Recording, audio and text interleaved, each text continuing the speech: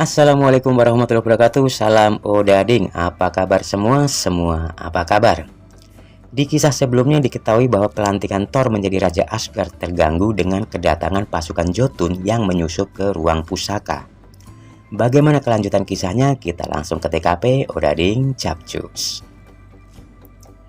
Pasukan raksasa es Jotun mencoba masuk dan mencuri pusaka peti es di ruang penyimpanan, namun berhasil digagalkan oleh sang penjaga Asgard bernama Destroyer. Karena kejadian tersebut, Odin menunda pelantikan Thor menjadi raja. Thor sangat marah dan berniat menyerang ke alam kegelapan. Namun Odin mencoba menenangkan Thor dan mengatakan Destroyer berhasil melumpuhkannya. Lagi pula, pusaka peti es masih aman di tempatnya. Odin juga mengatakan ada kesepakatan gencatan senjata dengan Jotun. Namun Thor tetap memaksa dan ingin memberi pelajaran kepada Raja Jotun. Thor ingin menyerbu ke alam kegelapan. Odin meminta Thor untuk bersabar. Odin tidak mau terjadi apa-apa dengan Thor karena Thor akan dilantik menjadi raja. Kemudian Thor kembali ke ruangannya dan mengamuk di sana. Loki mencoba untuk menenangkan Thor sambil memanas-manasi Thor. Loki mengatakan bahwa suatu saat nanti bisa saja pasukan Jotun akan kembali menyerang ke Asgard dan mengambil pusaka peti es dari Asgard. Mendengar ucapan Loki, darah Thor semakin membara. Ia kemudian mengumpulkan teman-temannya untuk menyerang ke alam kegelapan. Thor dan teman-temannya kemudian pergi ke jembatan pelangi atau yang biasa disebut sebagai Bifrost. Bifrost dijaga oleh seorang kesatria bernama Heimdall yang memiliki kemampuan untuk melihat apapun di seluruh alam semesta. Namun Heimdall juga merasa heran dan marah karena pasukan Jotun berhasil menyusup tanpa sepengetahuannya. Thor kemudian meminta izin Heimdall untuk pergi ke alam kegelapan dengan menggunakan Bifrost.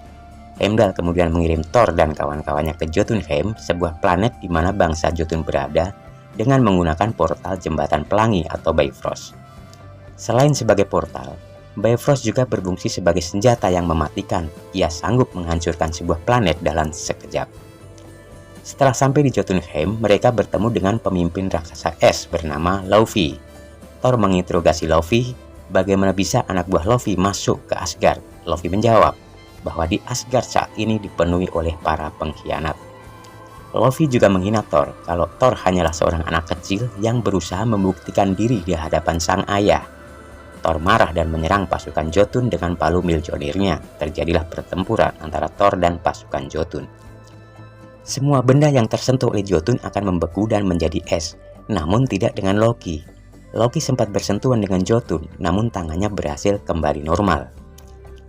Karena banyaknya pasukan raksasa, Thor dan teman-temannya terdesak dan hendak melarikan diri, namun portal Bifrost tidak terbuka.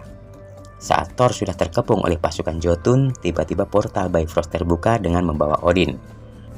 Odin meminta maaf kepada Laufey atas apa yang dilakukan anaknya. Namun Laufey menolak memaafkannya. Laufey menganggap Asgard mengkhianati kesepakatan gencatan senjata dan menyatakan perang. Odin kemudian membawa Thor dan yang lain ke Asgard. Sesampainya di Asgard, Odin marah besar kepada Thor karena kebodohannya. Namun, Thor yang masih diliputi rasa emosi membalas ucapan Odin dengan mengatakan bahwa Odin saat ini sudah lemah dan bodoh. Odin kemudian mengamuk dan mengambil Mjolnir dari tangan Thor. Odin juga mengambil semua kekuatan dewa petir yang dimiliki Thor dan mengusirnya ke bumi dengan menggunakan portal Bifrost.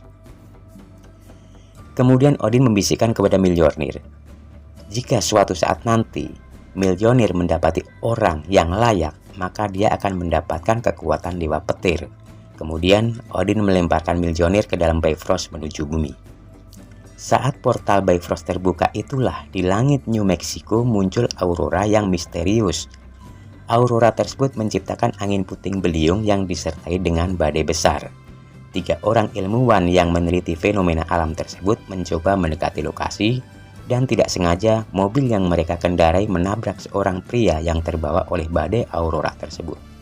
Pria tersebut adalah Thor yang dibuang oleh ayahnya.